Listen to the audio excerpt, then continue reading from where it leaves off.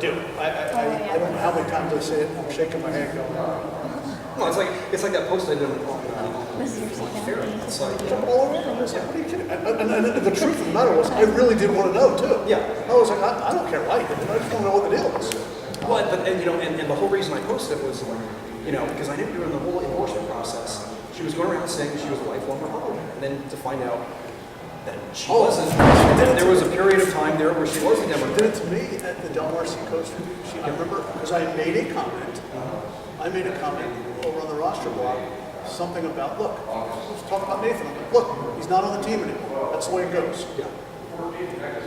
Say whatever you want about me. That's how I'm playing this thing. Yeah. And then she went out of her way to say, always have been. And then I saw what you said, and I'm like, okay, we need to know. Now I need to know. Yeah. Because that's a problem. I had actually run for assembly in Orange County in a district. Oh, I didn't know that. Yeah. I ran in 2006. It was the same year that I ran for Central County. And I had no primary opponent. I was Trabuco. I was 20. So like one of the youngest nominees in the state. Yeah. It was fun. But nobody else wanted to run for it. So I figured, well, but it was the same time as the special for Cunningham seat. Oh yeah, I remember. And so I'm like, well, there's no reason for me to go talk to voters today because I'm going to nominee.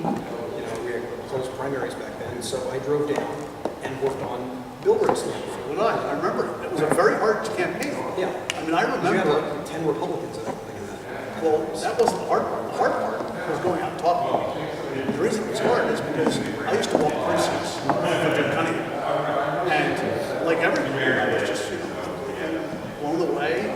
And then to have to go back to those same voters and say to them, sorry about the whole Jim Cunningham thing, but vote for Bill Brady. That was a hard campaign. Francine Busby at the time was, solid. The next time, Not so solid. Right. And then the third time. Yes, then the third time we can point out and say she's obviously, a certified balloon, so she can't win. So but back then she wasn't certified. So I believe it was a tough campaign. So it's interesting to me to see, who wasn't working, who was working against me, because in 2006 wasn't happening. 2006. I think she had just re-registered in 2000. Back to the Republican Party. I think she just re-registered in 2007, and that was right before she. That was right before she ran for city council the first time. Because the first time she ran in 08 and lost. She finally won in 10, and then now she's running for assembly. Right. Well, yeah, and I know we're going to go back to harp on this, but I think that transparency, all that sort of stuff, begets the questions that should be asked. And you can just answer, you can answer questions. And this is why I think the other thing that's great about the open and transparent roll call is it gives you defense. Yeah, because I think the only open, transparent roll call we do is for attendance. Right. Not that there's anything wrong with that. Right. No, that's exactly it. Right. Yeah. Which again, on that issue, on the attendance issue, and this relates to your assembly district, I know it's a tough district because you're running against anybody that runs in that district is running up against the Democratic registration. And, we've got 2 Republicans running there, and I've known Ralph for years. I met Ralph actually when I ran for the assembly in 06 in Orange County, and then he wanted me to come down to San Diego, and that's how that conversation started. But Robert Williams, and I don't have anything against him, but he got elected to the Central Committee in 2010, right? There are people within the caucus that he supposedly represents who, A, didn't know anything about him, B, didn't even know what he looked like. And he is running for the assembly, and I got a postcard in the mail, even though I'm not in his district. I got a postcard in the mail asking me to vote for him in the 78th district, and I'm clearly not in the 78th district. And then on the back of it, it talks about all the work that he's done to help elect Republicans on the Central Committee. And I'm thinking, dude, I've been to these meetings for years. If we had actually done the attendance the right way, he would have been kicked off the committee months ago.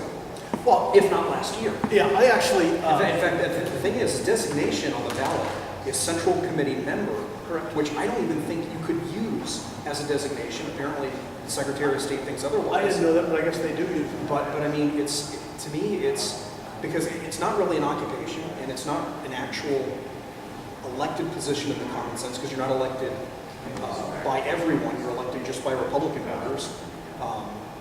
So it's not to me, it is not a real elected office, and like I said, in the common sense that you would think. And I mean, especially if you're going to say that this is your occupation, then one would expect that you do this constantly. One would expect that you put a lot of time and effort into this. And, you know, when he started running for the assembly, it's the first time that people had ever really seen I didn't know him, I just have gotten to know him. And I actually think he's a great guy and will make a great candidate in the future. But this is Ralph Denny's election. Yeah. And then Ralph Denny needs to beat Tony Atkins. Yeah. And I got behind, and my comment to Rob was, I wish I met you 6 months ago. You know, we can talk about it. Right. And I think Ralph is a great candidate. He's going to go to Sacramento, and he's going to beat Tony Atkins. And he's going to be the kind of guy that does what I want, Right. which is to go up there with a meat cleaver and just hatch it through that budget. Yeah, exactly. And you know, and there's people like Ralph that I think, you know, and wherever you are on Prop 14, it's people like Ralph that I think could succeed in the Prop 14. I agree with you.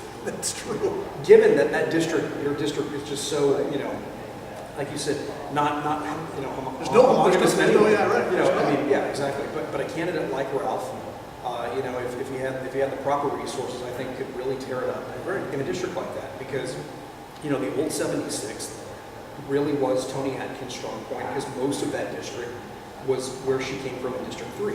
But the new 78th is the old District 3 that she represented on the council is like a fraction of a percentage of what the new district is like. And there's people in Imperial Beach who have no idea who Tony Atkins is. There's people in Solana Beach who have no idea who Tony Atkins is. No idea who Tony Atkins is. I had to ask. And there's people in Point Loma who don't know who Tony Atkins is. People in Coronado who don't know who Tony Atkins is. And Ralph has natural allies in the north part of the district. Right. There are 2 Republican mayors in Solana Beach and Delaware who are actually like Ralph. Yeah. They're actually of like mindset. Drive me nuts, but they're good. You know, they're aligned with Ralph. Yeah. The La Jolla people, perfect. I mean, the north part of this district, Ralph can do extraordinarily well. Mm-hmm. And I think he needs to get up there more. I'm going to try to help get him up there more too. Right. Well, and I think you know, you know, Ralph's working class background and you know, growing up in a middle class family, I think that plays very well in Imperial Beach too. Sure it does. You know. Well, And he's naturally, Coronado's Republican, so I mean, you know, that's a full. and Rob's there, I mean, and I'm sure he'll do very well there. But I think that once we get past, I guess we don't call them primaries anymore, the election.